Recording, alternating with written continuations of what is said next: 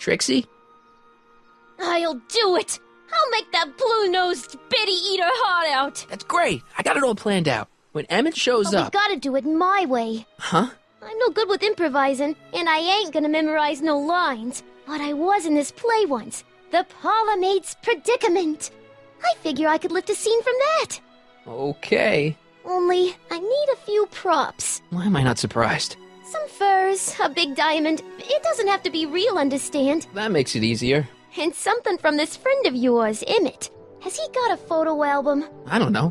Probably. Better bring it to me. Furs, a diamond, and Emmett's photo album. And then? Sit back and watch the fur fly.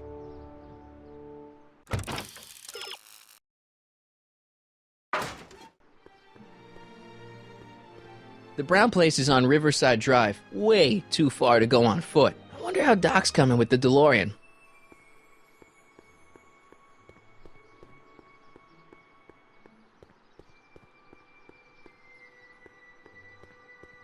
Ah, good.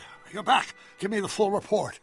She says she likes you because you've got a virtuous mind, you look good in a suit, and you're completely faithful to her. Damn, she's got me dead to rights. Well, you'll just have to find a way to change her mind. I'll be here if you need any help. Do you need any help? Good news! I think Trixie's gonna go along with my scheme. Pursue whatever strategies you like, but please don't tell me the details. Have you figured out what's wrong with the time circuits? Not sure. Possibly. It seems to me to be a simple wiring issue, but I'm double-checking to make sure. All the basic equipment appears to be functional. Any chance I could borrow the DeLorean? I want to drop in on young you at the lab. Well, I don't know. The time circuits... Listen, I promise I won't take it to 88.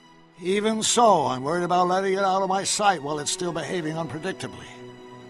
Tell you what, I'll take it on a test drive 1 minute into the past. If it passes the test, I'll let you borrow it.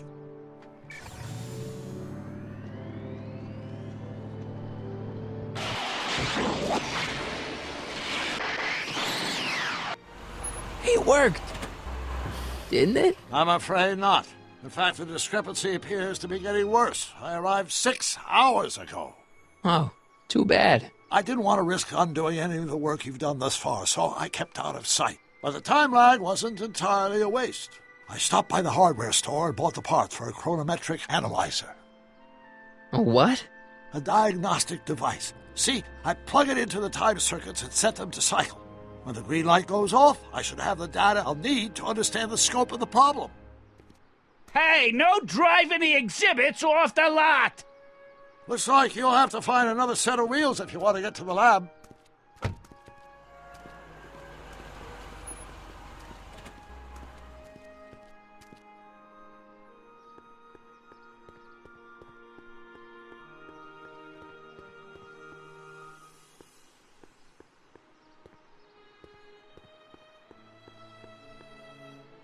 No keys. I'll have to find my wheels somewhere else. Hey, buddy. Oh, good. He's back. What kind of stuff have they got you hauling here? How the heck would I know? Electro this, robo that, dynamo the other. It's all Greek to me. Hey, what's with your teeth? My teeth? Yeah, they're green. I don't know what you're talking about. Stay out of trouble, cue ball. That's what I'm trying to do.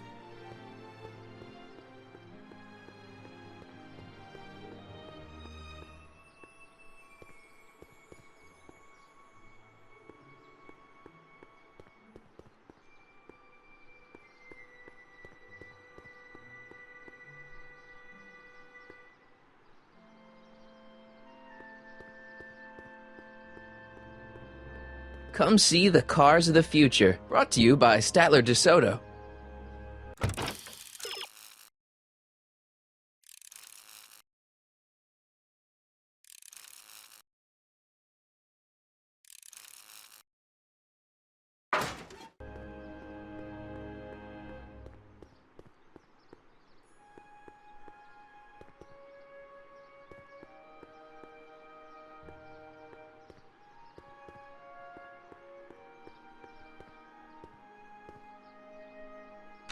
Pleasant dreams, Hill Valley. And the Expo would like to remind you that you can find everything you need to transform your dreams into reality at Hal's Hardware. Hal's Hardware. My future wouldn't be built so shoddily. 1895. Hi, Miss Strickland. I was just... Break what you like, Mr. Corleone. It's no skin off my nose. Just keep away from Emmett's booth. Speaking of whom, I'd better go see what's keeping him. I'll go check on him for you. I was just heading there anyway. No, you weren't. The last thing he needs is another distraction at the 11th hour. But... Tut tut. Not another word. I've got the rest of the day all mapped out. Miss Strickland! I'm sorry, I don't recognize you. Heavens, you've shaved off your hair, but... Carl Sagan? I'd like a word with you, if I may. I'm not sure it would be seemly for me to be seen in the company of an alleged arsonist. I think it may be in your best interest. You see, I know what you're up to. Let's go somewhere where we can talk privately. Go. I'll keep her occupied till you get back.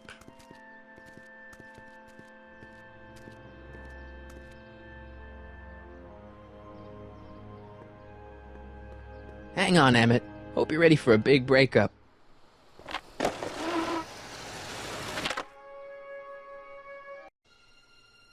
Emmett?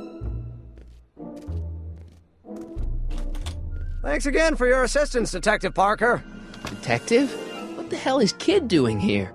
Nothing criminal, I assure you. I was just getting a mind map of Mr. Tannen for our exhibition at the Expo. The authorities wouldn't allow Edna and I to stage a demonstration of the mental alignment meter with a violent felon, but this little baby is just as good.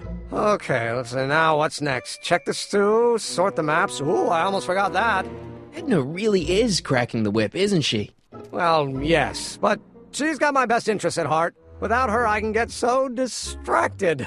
Did she send you down here to check up on me? Yeah, she wanted to come herself, but... She's busy too, I know. Well, you're a poor substitute for Edna's lovely features, but make yourself at home. Thanks. No thanks are necessary. Without you, I'd never be where I am now, in love with the woman of my dreams, and a mere 6 hours from my first public triumph as a scientist. Wait a minute. 6 hours? Jumping Jehoshaphat, I'm running out of time!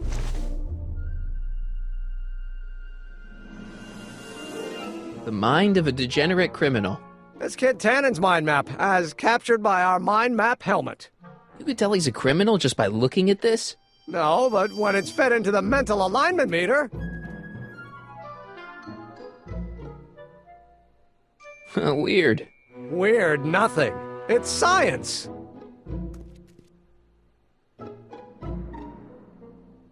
How goes the bacteria farm? Not so hot. The bacteria have kind of gotten out of control. I had to put a clamp on the nitrogen tube to keep the stench from flooding the lab.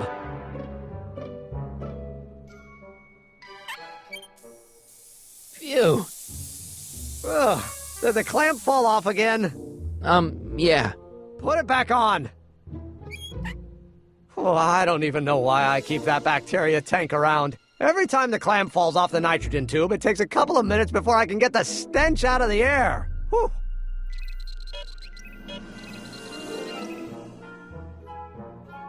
What's this? That's a can of used motor oil, rocket fuel waste, and assorted chemical sludge left over from my abandoned rocket car. Gross. Accounting doesn't enter into it, but it is disgusting. Would you mind disposing of it on your way out? Sure. Hey, Emmett, what's cooking? That's an old Brown family recipe for Hassenpfeffer. Hassenpfeffer? Rabbit stew. The trick is to add the cumin an hour after the carrots. Take a whiff.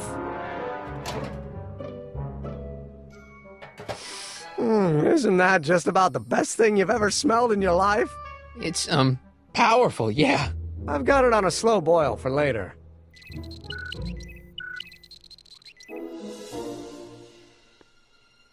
How does the mental alignment thing work?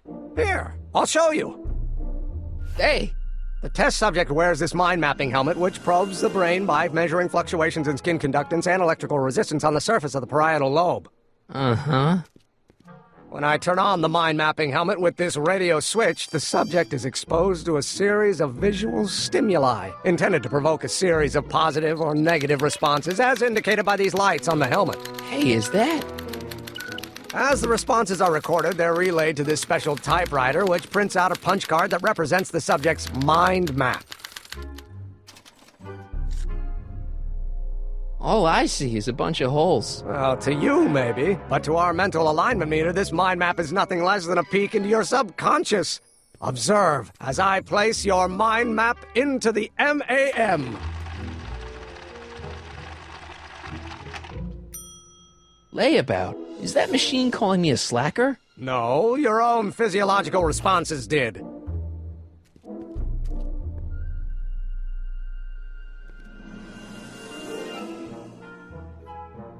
What's this typewriter do again? During a mental alignment test, it takes messages from the mind map helmet and turns them into punch cards, like the one for Mr. Tannen over there. Seems complicated. Actually, it was all rather easy to put together, once Edna gave me the idea. Sounds to me like you should be working on harder problems then. What? Sorry, I've got to get back to work.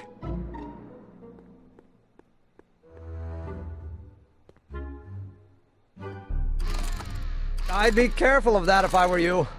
Why? The rocket fuel experiment must have stripped one of the teeth in the hand crank. As a consequence, if you turn it for more than 10 seconds, it... Wow! Sends out an electric shock.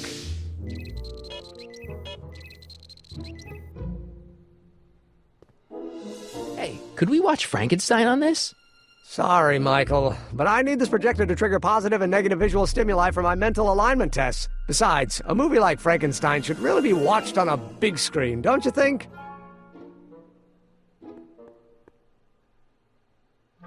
If I'm gonna take Emmett's mind map, I better replace it with another one.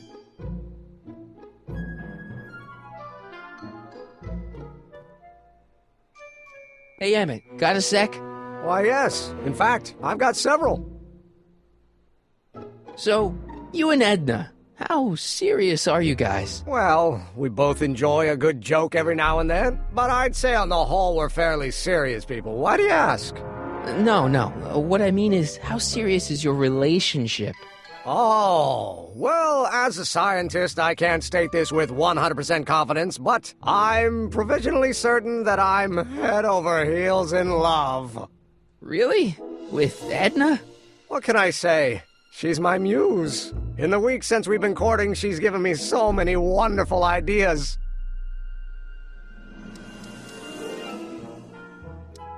Hey, what's with the new threads?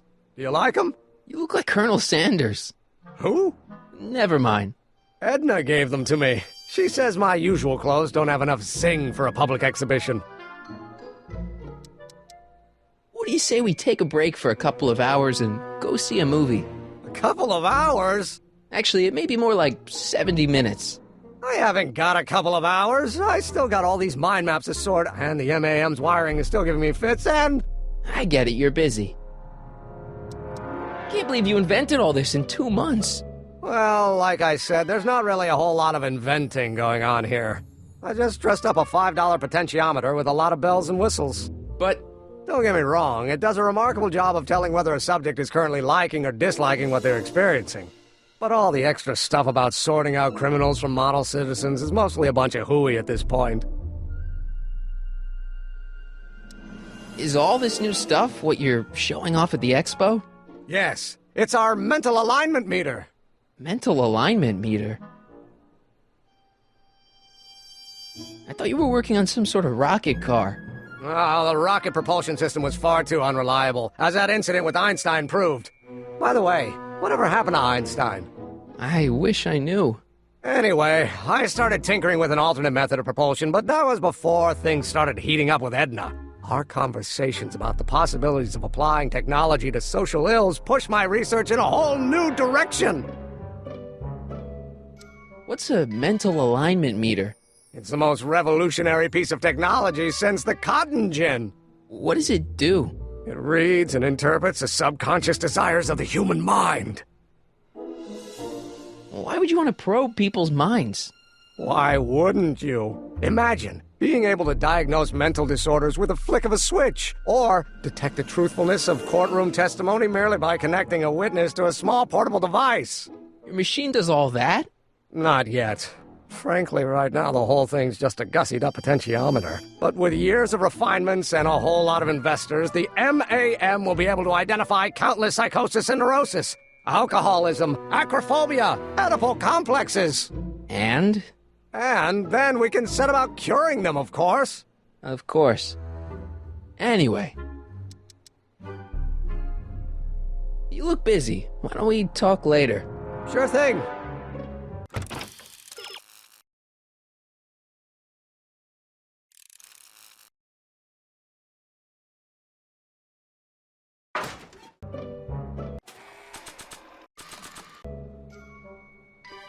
Hey, Emmett, I've got a... Whoa!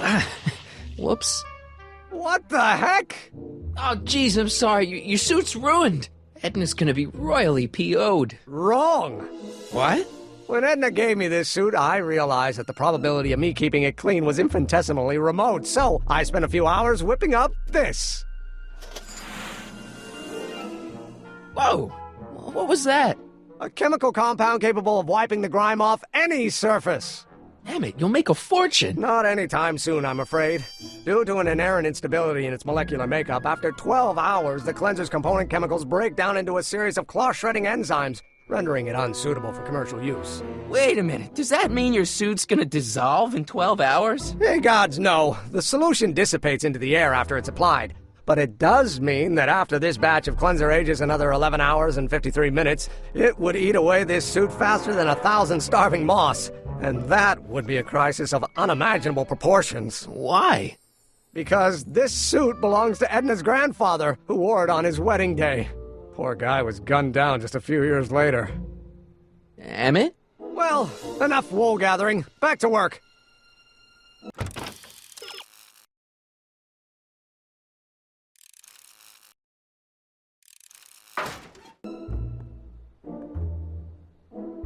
I don't want to get that covered in any messy oil. That cleanser doesn't seem very portable. It isn't, but this is. A perfume bottle? Yes. No. I mean, yes, it's a perfume bottle, but inside is a concentrated dose of my all-purpose cleanser. With a little luck, this should last me through the next 12 hours before its component chemicals break down into a series of cloth-destroying enzymes. Clever.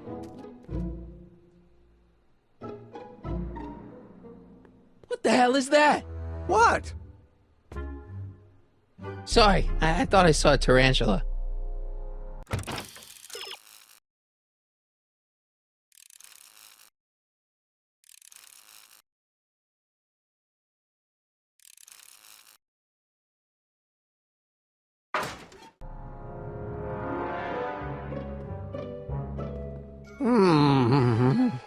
What?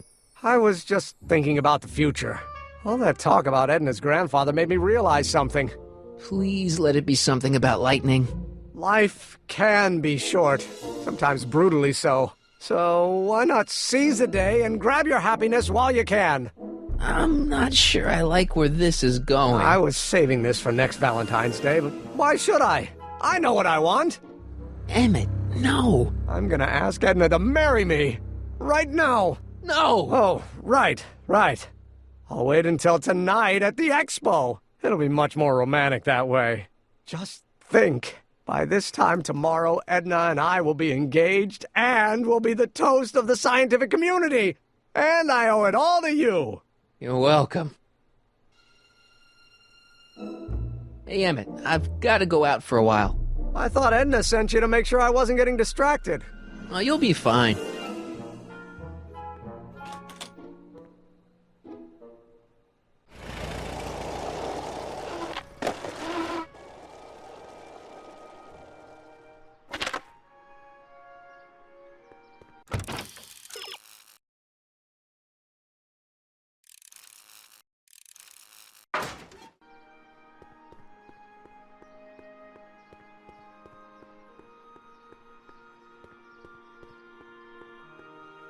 Furs donated by Lamont's House of Ermine. At least they're going to a good cause.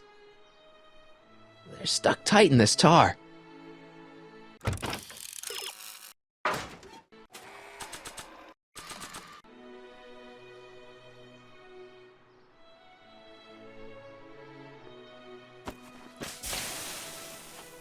It's a good thing I did this before Emmett's 12-hour time limit, or the cleanser might have dissolved the fur. I already sprayed him. Let's slip out of those furs, shall we?